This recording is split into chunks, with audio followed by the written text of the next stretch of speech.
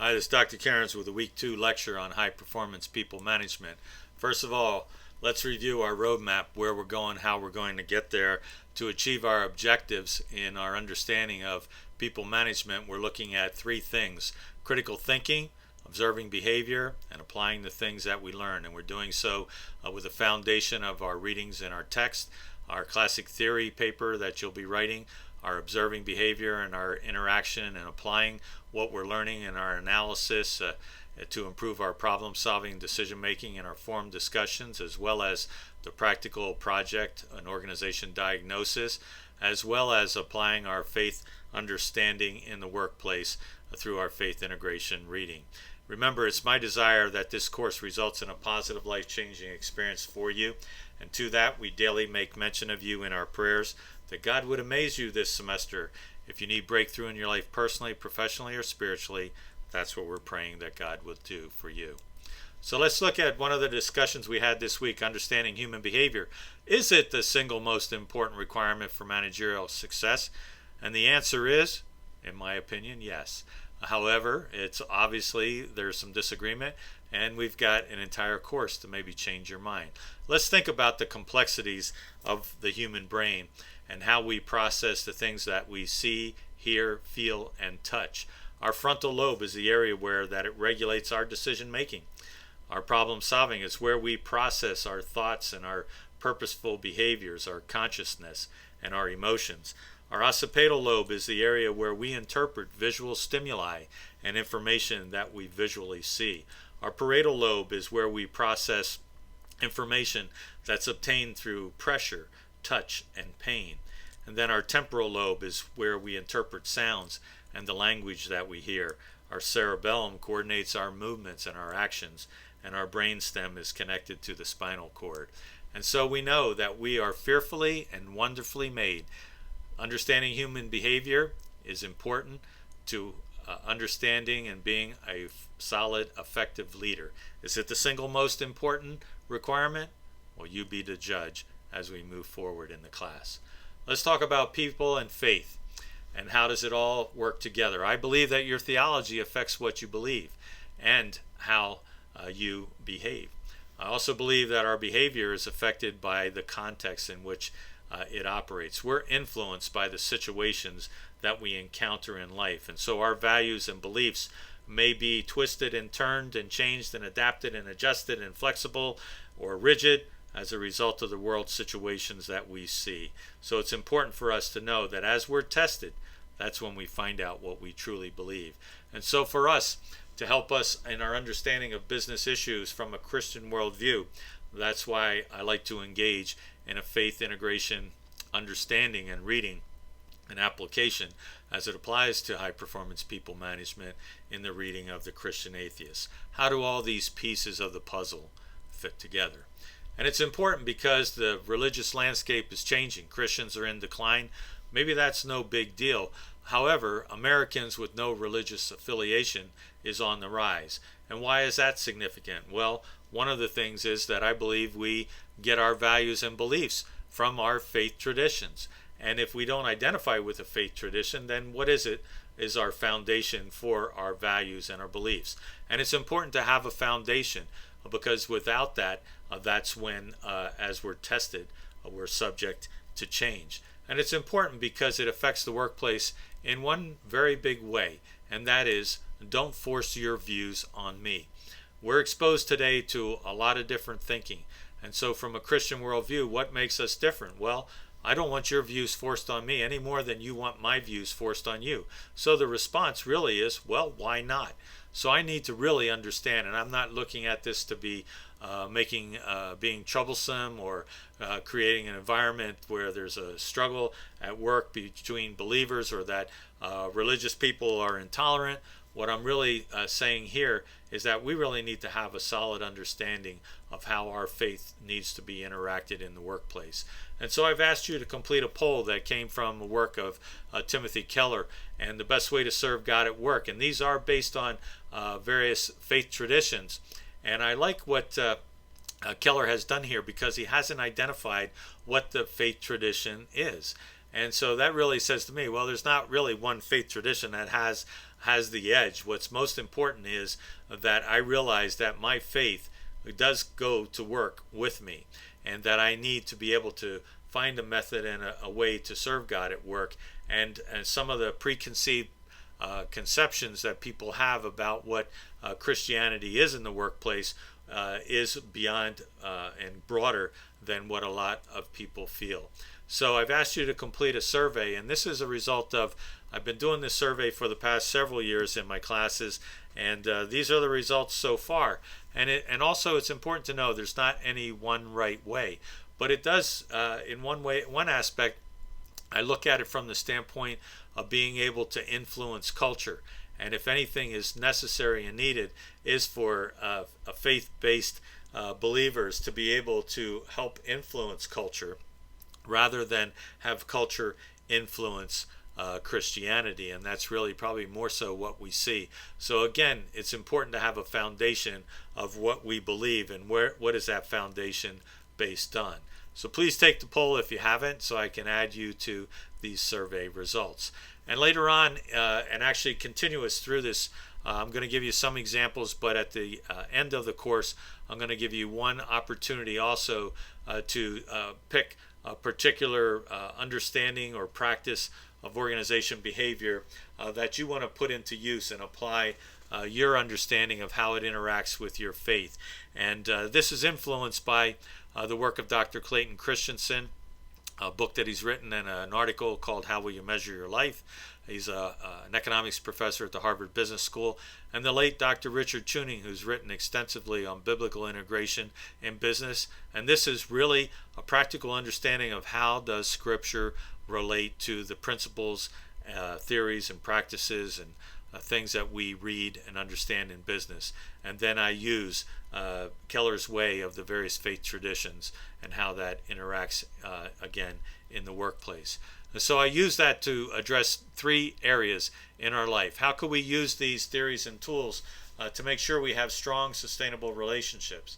How can we use them to make sure that we actually have a career we're passionate about and fulfills a higher sense of purpose? And then be sure that we live a life of integrity. And I don't want to jump away from that one too soon.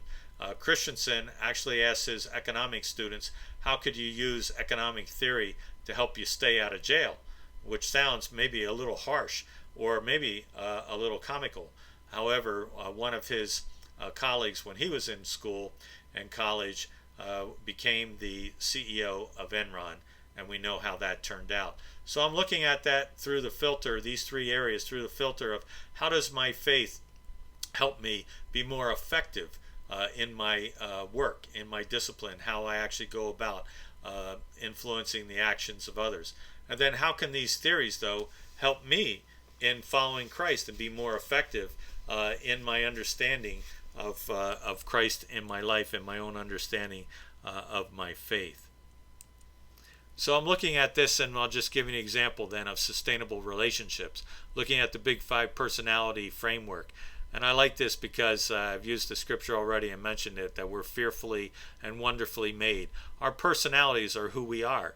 And, there can be some things, I really like all the flavors of life. I've got a crotchety uncle. I've got who may not be as agreeable. And I've had some friends who are somewhat neurotic, and others that are very extroverted and just drive me crazy, So there could be a variety of things, but I need to know who I am and how I interact with people, so that if I want to have sustainable relationships, I may need to modify my behavior. And does that really change how God created me? No. It's how I need to be a human being and walk on this planet. So as I look at Scripture, how can Scripture help me with this? Well, I understand that as I look out not for my own interests, but also for the interests of others, that may mean that I need to be a little more conscientious or a little more agreeable, less neurotic, maybe more open. Also knowing that each one of us has different gifts, and that I need to understand those and recognize those and value those. How could I also use the things that I understand about job characteristics theory to help me have a career that I'm passionate about? Well, later on in the course, you're going to come into Experience a Purpose-Driven Life lecture that I use that will go into a little more depth. But really, an understanding of this theory as it interacts with Scripture, or how Scripture interacts with it, is to know that actually these are important things for me to look and to seek in a job, and also to know that there are various things as I'm seeking these things, to know that what I really ultimately want in my life is to make a difference and to have a sustainable job and a career that I'm passionate about. So you could rate yourself using the motivation potential score that's in your text, whether you want to use this on the job that you have now or the job you want, or what are the factors that are most important for you to have on a job. We do know that looking at those core job dimensions are very important. Task significance today is very vital to meaningfulness at work, and that we know millennials are leaving their jobs because they're not finding purpose. So look at those aspects and evaluate and rate that for yourself. We reviewed the first part of Rango, and your questions and your responses were excellent. I always am amazed each time I show this film. I've shown it quite a bit to my classes, and each time they wrestle with the same questions, but they come away with different observations. Just another aspect of the complexities of observing human behavior and interpreting what we believe is going on. So we continue on with week 2, but before we go past it, I want to talk about a couple things. One is Rango mentioning who am I? I could be anybody. And Daniel Pink, I have a link down there if you want to see the entire thing from his book Drive, has written about what's your sentence. And essentially I have pictured here Mount Rushmore, and we have 4 former presidents, and what is their sentence about them. And the first one is George Washington, and obviously he was the first president of the United States and one of our founding fathers. Next to him is Thomas Jefferson, the principal author of the Declaration of Independence in 1776. And then Teddy Roosevelt, which you may not know a whole lot about, but he's noted for the Square Deal. And that were policies that he put together in the United States that promised an average citizen fairness in their wages, and looking at how he could regulate railroads and provide pure food and drugs. So the Square Deal for Americans. And then Abraham Lincoln, that is responsible for ending slavery and the American Civil War. That was their sentence. That's who they were. And then pictured there, you also see, how did he get in there? Well, that's me. And what's my sentence? I need to also identify who I am. It becomes my motivation for life. But before we get into that and you think about yourself, let's think of one other aspect where Jesus said, "Who do you say that I am?"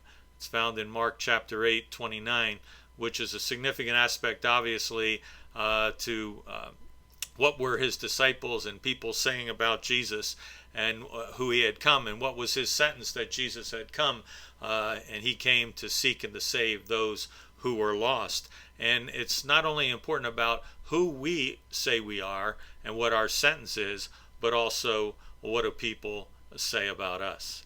Have fun with part 2 of Rango. Lastly, our headlines and highlights for week 2. We continue to make mention of you in our prayers daily, that God would amaze you this semester. Also, Rango Part 2, Forum Discussion. Make sure you complete the quiz for chapters 1 through 5, read chapters 6 through 11, and please take the poll regarding how best to serve God in the workplace. Plan ahead because you have your classic theory paper due week 3. Also in week 3, you need to identify who's going to be in your group for your project on an organization diagnosis of an organization of your choosing. And then looking ahead to week 7, we have our Strength Finders assessment, and the organization diagnosis paper is due. So remember, I have virtual office hours every Tuesday from noon to 1. No appointment necessary, just log in to Google Hangout, and I look forward to seeing you there.